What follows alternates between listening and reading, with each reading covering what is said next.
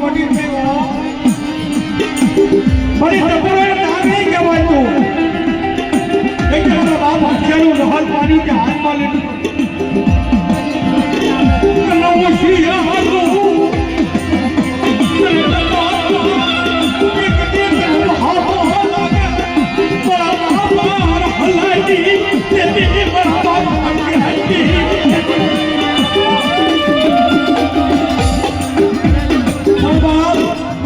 જગ્યાની વાહિતા મારો બાપ એ એની ઓછો ભાઈ ઈડી બેઠું કરી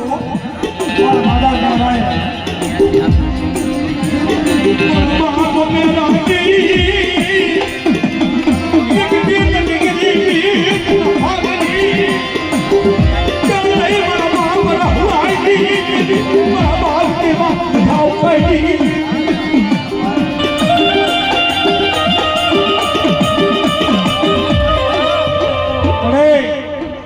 મારા દાદા દેવા આઠા ઉપાયની કેવી હો ઈવડી જગ્યાની માલકા મારા બાપ રહલાનો ઉદાહરણ જેની જગતની માલકા ભાઈઓમાંથી ભાવજો હગામાંથી હગા જેની મારા બાપ હાથ્યો હતો